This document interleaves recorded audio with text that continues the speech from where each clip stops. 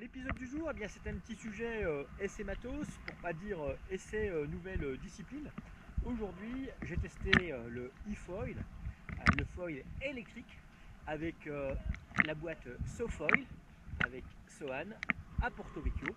Et cette activité, vous pourrez la retrouver normalement cet hiver, également à Mayotte, puisque Sohan a prévu de se déplacer pour pouvoir exploiter ces machines toute l'année. Alors, ce foil électrique, c'est super fun.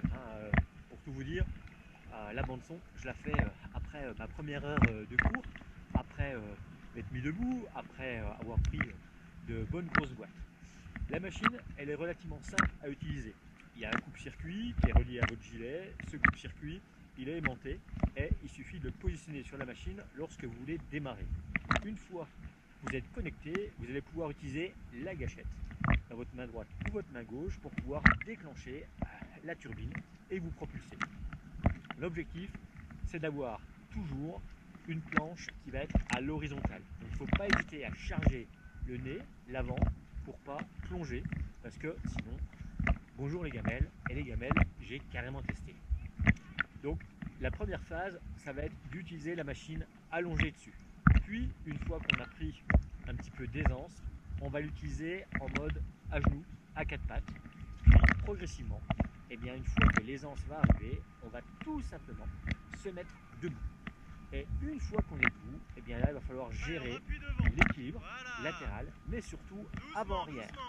Et puis, au niveau de cet équilibre, alors, quand la planche avec supplément de vitesse va décoller, lorsqu'on va commencer à voler, c'est là que ça se complique, puisqu'il faut charger suffisamment l'avant pour pas trop monter, pour pas trop s'élever, car si l'hélice sort de l'eau, là c'est le plouf garanti. Une fois qu'on arrive à se lever, à maintenir la planche à plat, à l'horizontale sur l'eau, et qu'on arrive à prendre un petit peu de hauteur, place au virage. Et là, contrairement à un surf sur la neige, on va surtout pas aller chercher une prise d'angle. Non, c'est vraiment le mouvement de la tête, des épaules, qui va donner en fait un mouvement de rotation à l'ensemble pour pouvoir faire pivoter le foil sur l'eau. Et ça, c'est pas forcément évident à gérer, parce que forcément, on a envie de mettre de l'angle pour avoir des sensations encore augmentées.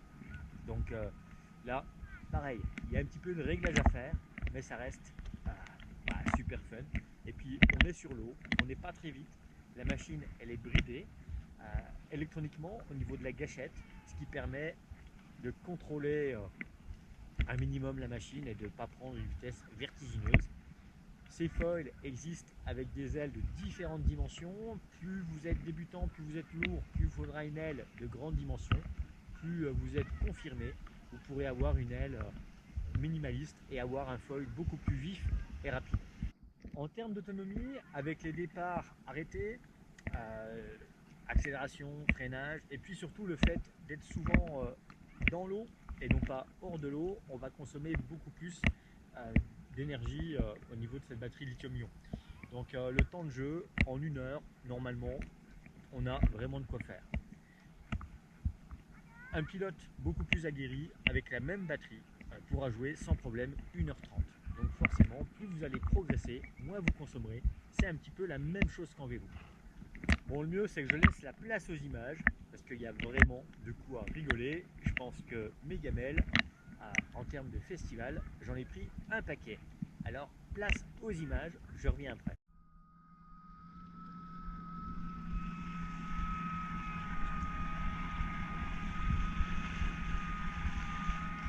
Allez, on peut prendre un peu de vitesse et doucement tu vas reculer le pied avant pour décoller.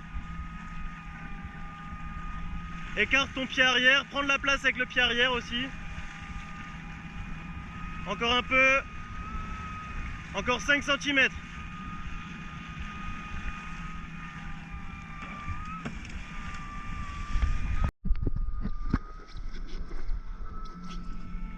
Allez, on appuie sur la jambe avant. Voilà, super. Et on garde la planche sur l'eau pour l'instant. C'est parfait ça. Ouais, c'est nickel ça. Parfait. Et c'est une fois que tu seras à l'aise dans cette position que tu reculeras doucement ton pied avant pour décoller. Ouais, vas-y. Donc pour le virage, tu regardes où tu veux aller, tu tournes les épaules et tu tournes les pieds en dernier. Allez, tu regardes loin à gauche.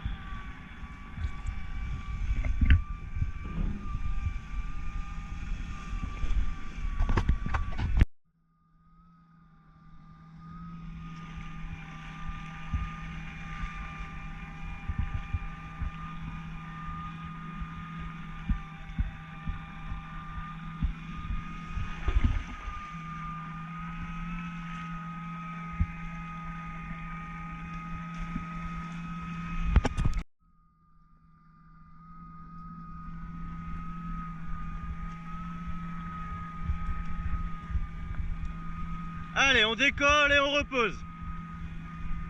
Ok, doucement sur les appuis.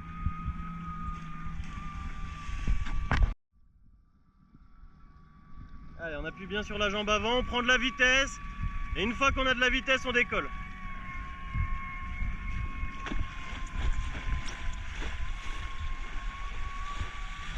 Voilà, là c'est parfait ça.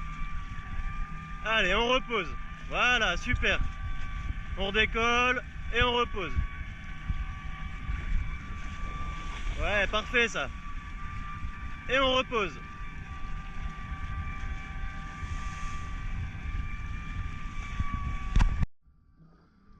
Allez, on regarde loin devant.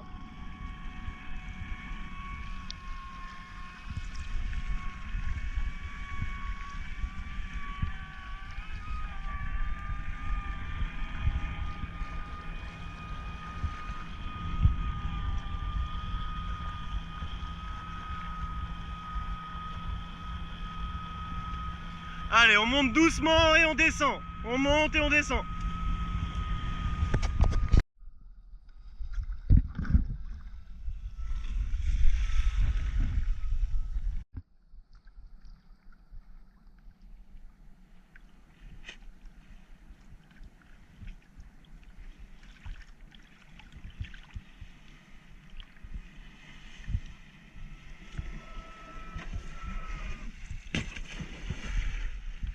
Ah bah là j'ai une belle chute.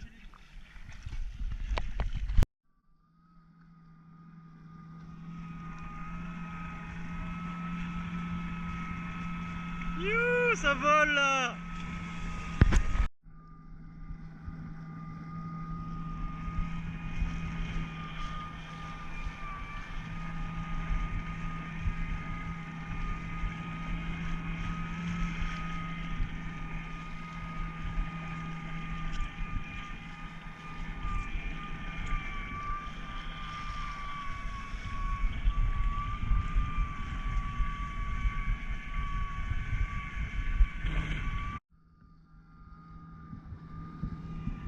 Allez, recule ton pied avant, recule le pied avant.